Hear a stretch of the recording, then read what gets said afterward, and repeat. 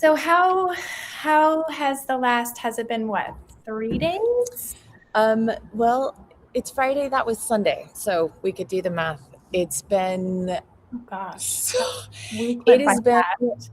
so incredibly like postpartum adventure, um, complete with utter exhaustion and deep joy and reflecting back on all of the moments that made up the evening. And uh, I also had some real pushback from some folks, some very I heard you remember you pointed saying pointed that. feedback. Yeah. And so, and even afterwards, I continued to hear from folks. And so, opportunity for a lot of deep reflection and introspection. And okay, here's who I know I am. Let me see why it's being perceived as that. Is there anything I need to do, or is that a them problem? And there's Mhm. usually a little bit of both. So, Yeah, that's um, very humble. Just well, for those of you who might be catching this conversation, I feel like we kind of picked up a oh thread yeah, that everybody. So Annie had a liturgy of resistance to misogyny that included a head shaving, a live head shaving with a dance party afterward. And so that's yeah, what she's referring to as giving yeah. birth to this major, kind of almost like I think of it as like a poetic Mhm. art, kind of like performing art piece Yeah. is what it felt like. Yeah, that was what it was meant to be like. I kind of riffed off of Ezekiel the prophet in the Old Testament. He he would do wild things like shaving and other things, and so yeah, it was meant to be kind of uh, not shocking. That's not the word, but like really.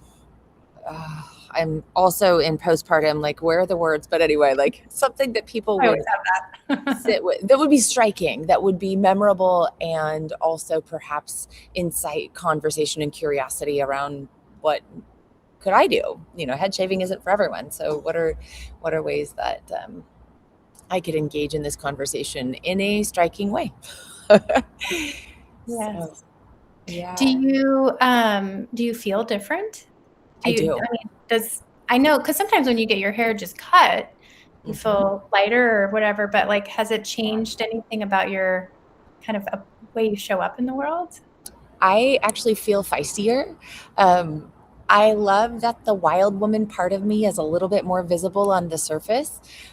For years, I would notice that when I had my long, very feminine looking hair, and if I would, especially if I would straighten and then curl it and make it really lovely, that people would first encounter me as, oh, you're probably very sweet, and maybe you have this sort of conservative or traditional whatever, and the wild woman in me was like, I am not to be trifled with, also, just so you know.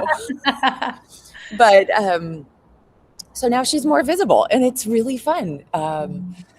Walking into settings where people don't know me. I've had a couple of opportunities to just go in some place where it's a totally new situation and see people respond to, oh, a woman with no hair. Either, the first assumption is maybe she's dealing with cancer or some illness, or then like, oh, she's making a choice. And so I watch my response to watching them respond to me is really fun. Mhm. But I also do feel a little bit more free and a little bit more feisty, actually. And I can feel a little bit of different energy. And can you? maybe that's just like I'm Yeah. reacting to associations that I have with feisty, Mhm. or, like that's sort of Yeah. my associations in my worldview from past experiences. I'm thinking like Sinead O'Connor. Has anybody given you that? A couple of people, my husband included, um, and Who he was just I mean, that is the highest compliment. right. So Yeah. speaking of, okay, so that's a really good transition point. So chapter Okay. 6 is essentially saying, okay, it's going way back to Yes. classical theology. So like Thomas Aquinas, do you know, you're in theology school. What's that era? Hi, I Colette. have Hi, Colette. I have a few feels about Thomas Oh, I Aquinas. know. He's not, you don't want to go digging into his misogynist language. No, but here's the thing. while I'm like, oh, so angry at his misogyny that is just blatant. I mean, like I can pull out quotes that are absolutely horrible. Then he shows up with incredible mystical poetry naming God as mother that I continue to find and stumble my way into. And actually, this one came through right before the Resistance that he wrote called Capax Universi, about each of us having the capacity to love the world as God does. And so I read that to a group of volunteers, and I was like, so spoiler, this is St. Thomas Aquinas, who I have some problems with, and also I deeply respect this poem. And so it's both. Yes. Um, and no, to your question, I couldn't place him on a timeline of like, here's where theology was named this, and then this, it's someplace back and back. Cool. We're just going to go yeah. back. It's like, I think We're it's like just gonna go back. pre-split, pre-Reformation. Like this is Oh basically yeah. what she's doing is like pointing back to a time when theology was sort of just beginning to kind of develop into this more systematic theology, and before the church, you know, kind of had so many different branches. So these are like roots of theology. So she points to this, and she says, if you go back there and you start there, the understanding of God was that God is so far beyond the concept of God, like that we call God, is so far beyond what humans can understand that it's almost like the whole idea of putting language on it is beyond what we can. God is total mystery, total hiddenness. And so she starts there, and then she says, once you start there and then you start thinking like, okay, but we're creatures, we're human, you know, we're humans. And so in order to have any understanding at all, you have to, she kind of uses this phrase of creature, you have to kind of assign some creaturely attributes to this being that we call God. And because we are beholden to language, because this is the primary way that we communicate, well, other ways too, body language and all of that, but we use words. But the important thing is not to overly attach to the words, because they cannot encompass, no one word can encompass eternity. Yes. And I have people that in my sphere who actually, rather than using the word God, because I think God has a lot of baggage, they use, you know, holy mystery. Yeah. Which I think is such a beautiful way. And it's sort of this tension, right? Because on the one side, you have this utter beyondness that we cannot fathom. And then on the other hand, you have, you know, there's a human need to be close and to have the intimacy and the immanence. And so in order to have that, you have to, there's kind of this push and pull. So the holy mystery is beautiful because it emphasizes the one side. Beautiful. And then bringing out new language kind of helps us to expand kind of and relate, like have a relationship. Like how do you relate with holy mystery? Right. Hard to do. That's beautiful. That's using language to express that language is incomplete.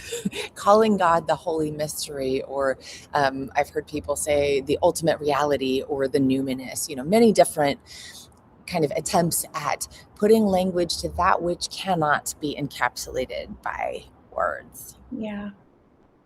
I was thinking about this, and just for those joining, I haven't read the whole chapter because Kim, in her graciousness, realized I'm not going to have time for that after all that the last week has entailed. So she's going to tell me mostly about what's in this chapter, but I did peek at the first part, and it made me think of there's this part in here where we're getting into analogy. I'll get to that one next, once we're done with our inability to use words to summarize. There's a kind of theology, though, that I've just been learning because I am in theology school, and it's called apophatic theology, which is essentially this: the knowing that we cannot use language to name God. And so using language around, well, God is not this. God is not hateful. God is not vengeful. God is naming the things that we are settled in our bones that God isn't, can help us to begin to face the mystery of that which we can't encapsulate with language. And sort of arriving at by reduction in a way. Yes, yes. By the way, welcome to Feminary, everyone. It's super classy right now. I'm in a little hotel courtyard, and here we go. Take with you. Yeah. Seminary Fridays. So we have a lot. We have several more chapters in this book. But if you have any recommendations, anybody on the chat have any recommendations for what we should do next? I have one. I'll tell you off the air. I spoke to somebody who will join us. Ooh, okay. You're all going to love her. And I haven't told you this because we haven't talked, but Shelley Shepherd is going to join us next week. Yes. Because next week is, we're actually going to talk about Spirit Sophia. So I'm super excited. Shelley knows a thing or two about talking about Spirit Sophia. Well, yeah. I was noticing that this was bringing, and this chapter was starting with some of the Book of Wisdom, which Shelley often works from. So yeah, I've been kind of doing my thing where I put the books that I'm really curious about on audio and I listen to them. So I've been listening to the Book of Wisdom. Yeah. So, okay. So the beautiful thing about this apophatic and classical theology is that it allows for language as long as you have kind of the but at the end where you say, it's like this, but. Yes. And so she calls that kind of the negation. So, the moment of negation is basically when you say, this works and it doesn't work. It's approaching something, but it's not perfect. And so the best way to approach it is to take all of the best attributes that you can think of from our created world of our life, the things that we that just give us joy, and the words noble and sublime, those attributes. That's where we begin with our analogies. And she says, the most esteemed of our relationships and qualities are articulated as words pointing to God. This is reminding me, I was having a conversation this week with a friend who has a lot of Orthodox family members, as in Orthodox capital O.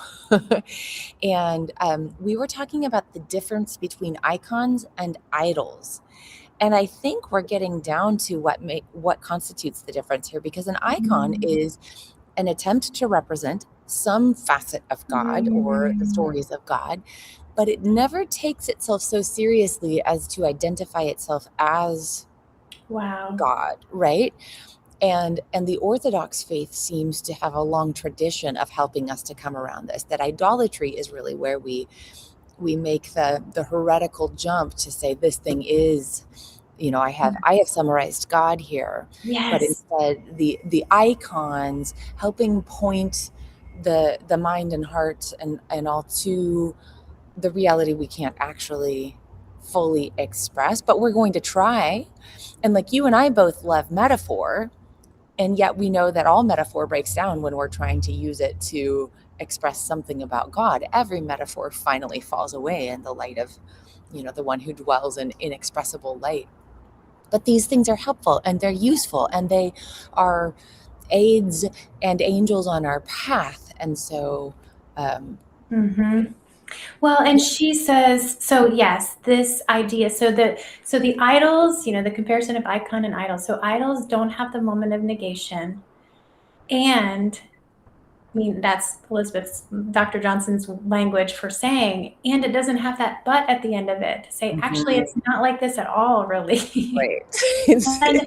And she also calls that absolutizing. And so when we go into that space where we absolutize some metaphor that we've created, and to be clear, the words that we use like father and king and savior are metaphors. Right.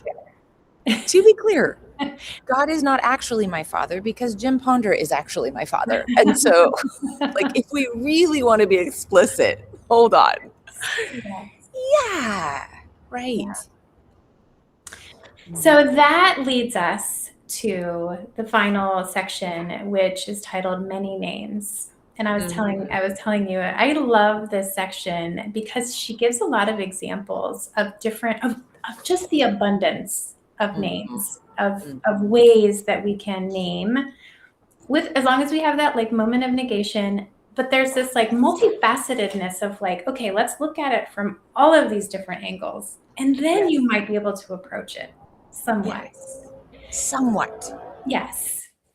So here are, I'm going to just read some of the personal relationships. So, she talked about the highly esteemed personal relationships that are in our life that we can use as kind of something that points to God. And these are all actually taken, I think these are all actually from scripture. So we have mother, so she leads with mother, father, husband, female beloved, Song of Songs, companion, friend. She says images from the political life, advocate, liberator, king, warrior, and judge. So that's just like, we don't have to get rid of the king and the judge. No. We don't have to get rid of the father, but it's like this multiplicity. She has a variety of crafts and professions. So God in action with the world is pictured as a dairymaid, a shepherd, a farmer, a laundress, a construction worker, a potter, a fisherman, a midwife, a merchant, a physician, a baker woman, a teacher, a writer, an artist, a nurse, metal worker, and a homemaker. Okay, I'm not done.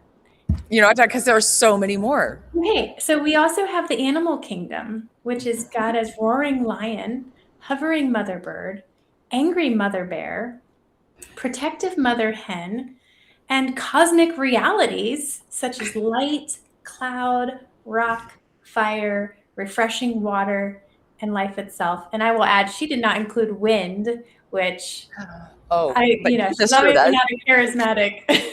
Right. And let's not forget Elizabeth Burgett, blessed be her name, in Love Like a Mother, reminds us that God is also compared to maggots. So let's not get too stuck on any one metaphor, shall we? Yes. And and I think this is such a good reminder for us, because I know you and I both really have just fallen deep into this metaphor of Mama God, which is a beautiful one. And I think it's a counterbalance that we really need, especially as it affirms, the full partnership of humans in relationship with one another and in families. But we also have to have these moments of negation. Yes. And say, I love the idea of Mama God, and it's not the full picture. Right. Well, as I think I told you this probably many times, I've recently had to say to my 15-year-old, look, I love being your mother. It is the deepest part of my heart. And also, I am so much more than your mother. There is more to me than mothering you. There is the artist part of me. There's the advocate part of me. There's the goofy part of me that just wants to hang out with my friends that doesn't really have much to do with being your mother. And so when you approach me as mother, yes, also, I'm a lot more than that. So don't just think that I am here to mother you. It's one of the greatest things of my life, but it's not the only thing that I am. And I often wonder if God gets tired of us addressing him, her, they as this one thing. I'm like, but do you see that I'm so much more? Do you see I've Mhm. given you all this language to play with and enjoy and explore? Yes. Yeah. Yes. Yeah, she says the diversity of the world offers fragments of beauty, goodness, and truth, both social and cosmic. Mm. Um, so it's a kind of reminds me of this text somebody sent me today. It was like a picture or a video, like a TikTok, and it was this like natural phenomenon of these flowers that only bloom like every dozen years or so, like every decade. They are in the desert. I should have researched like what their name is. Hold it up. So they're the seeds basically lie in the desert for 10 years until the exact right amount of water Mm. is comes through the desert, and then they all bloom at once. And just the idea that like now, okay, so we if we have this concept of the divine, of holy mystery, as all of this stuff points to God, Yes. all of these metaphors, and then it's you know, just such a rich life experience. So much richer. And as you were saying earlier, it's the antidote, it's the anti-venom to certainty, which has gotten us into such a terrible corner we've painted ourselves into. Mhm. And the more I allow myself to dwell in uncertainty, in understanding that I will never encapsulate the mystery, but allowing myself to try and come toward it, the freer I feel and the less constricted and constrained and burdened I feel. And also, I hope other people can see this. I am experiencing myself as more and more compassionate toward other people, uh, Mhm. because I am less certain that I have seen things correctly and precisely, and more willing to consider maybe other people see things I don't, and could we invite conversation around that rather than me telling you what to think and feel and believe. And I think one day maybe there should be a t-shirt that says like smug is a drug. It'd be better to hug. I'll have to workshop it, but Yeah. um, just the The idea number that like of t-shirt ideas that come out of our Finding Mama God group is really special.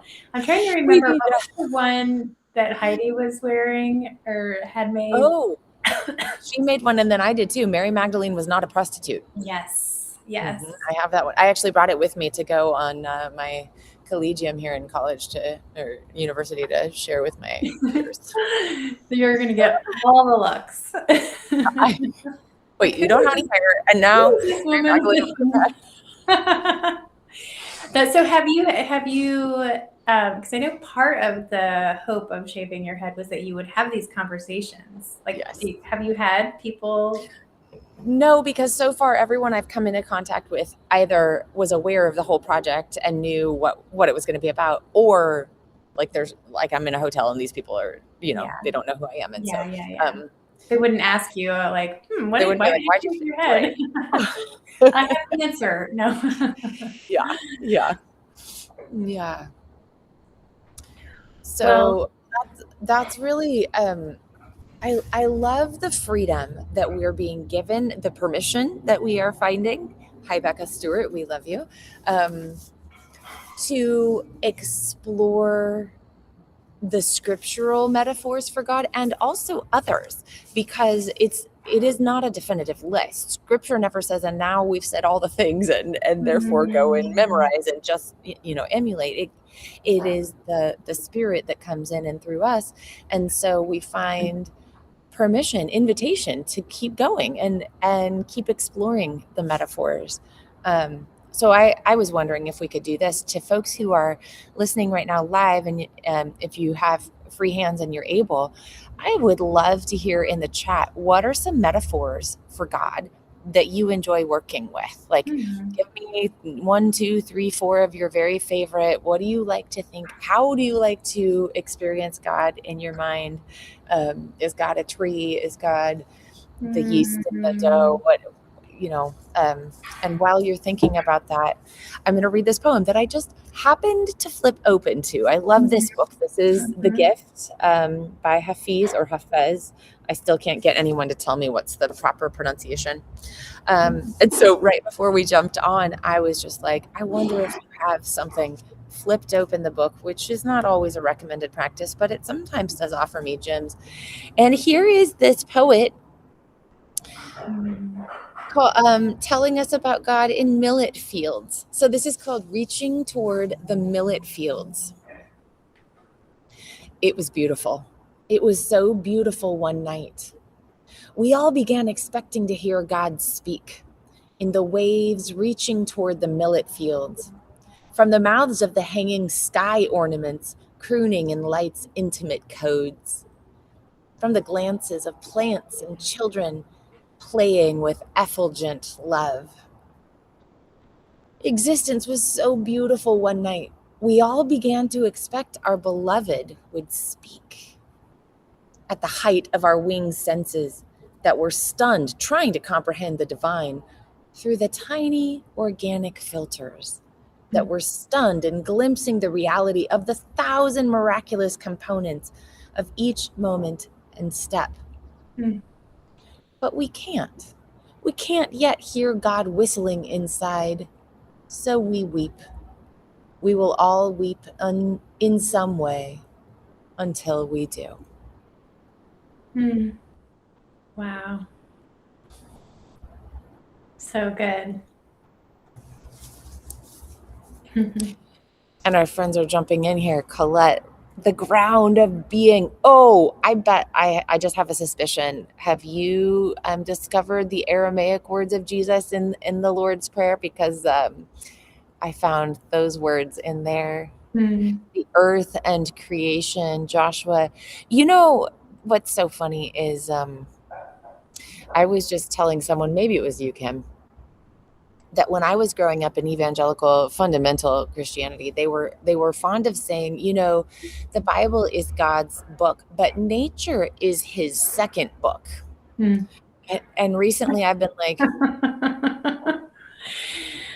which maybe came Wait a first? second. Ooh, I love Susan dropped an El Shaddai.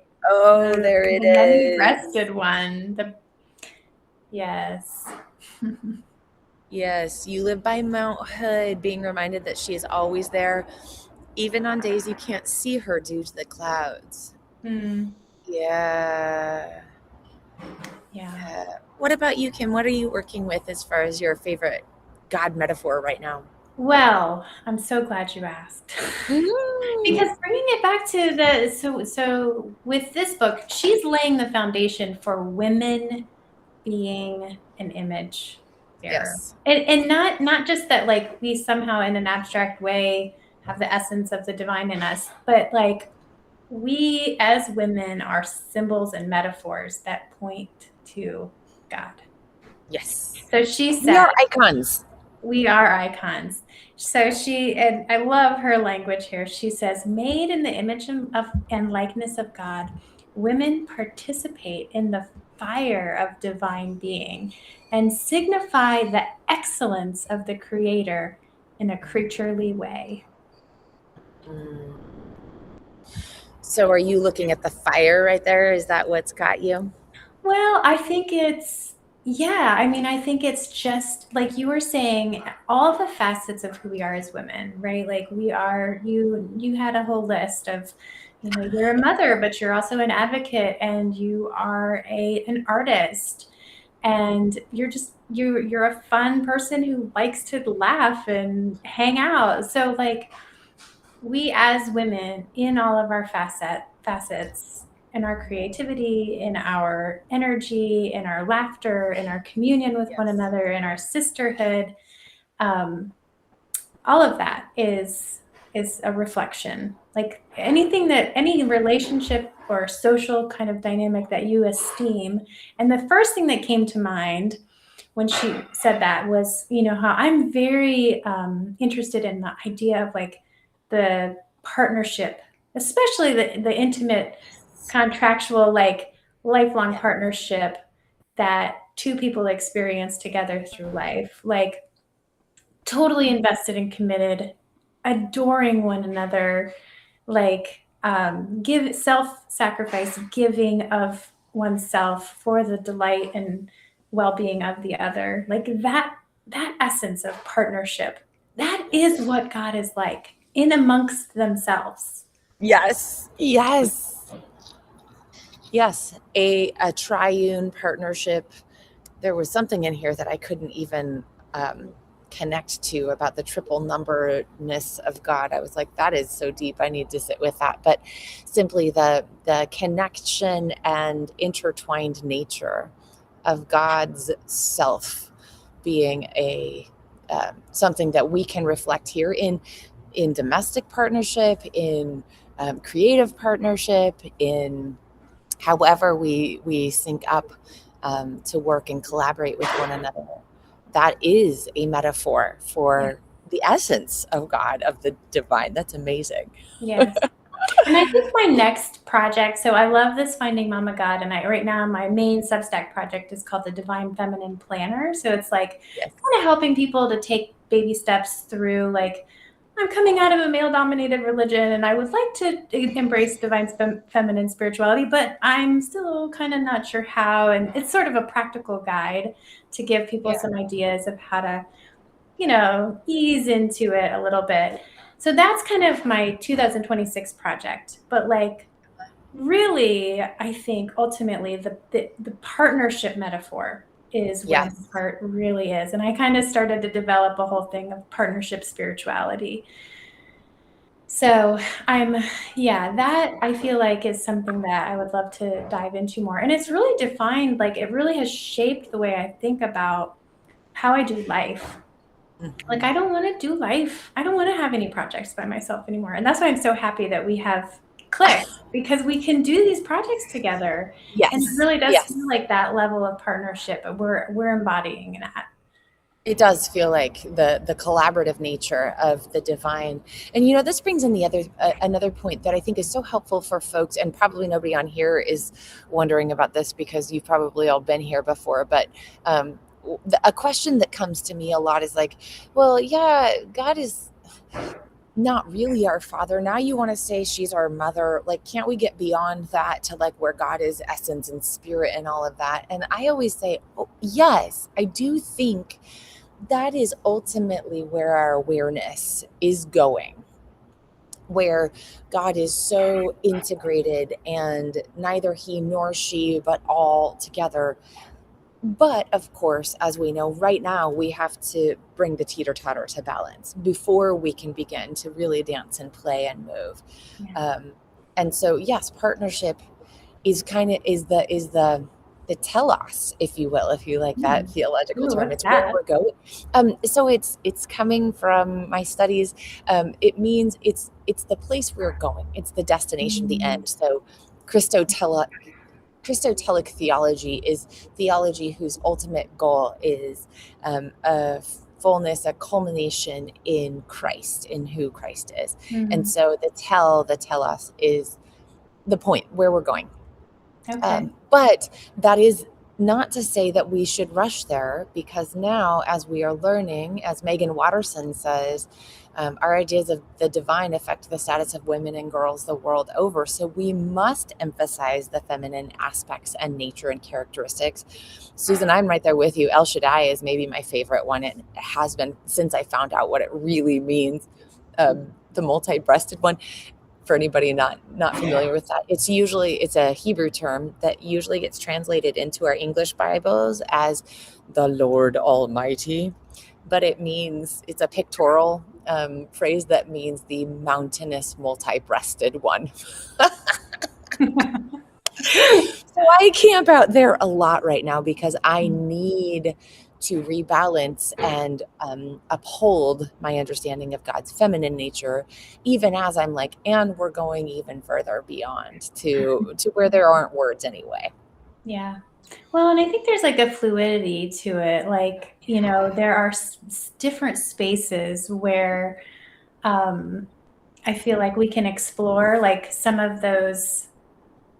So and not that I'm in spaces that are super complementarian, really, because I've like so many people have gotten flack for this. Like I've heard, I'm trying to remember who was. I was just listening to another kind of like Substack or YouTuber, and she was describing how when she started using she pronouns, she was getting like death threats.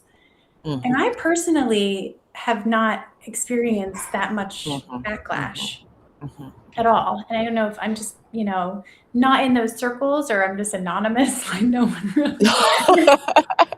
Like what Kim says. But I'm sure there are spaces like when you get into like the Mormon world and like those really deeply fundamentalist complementarian worlds, like they need so much rebalance.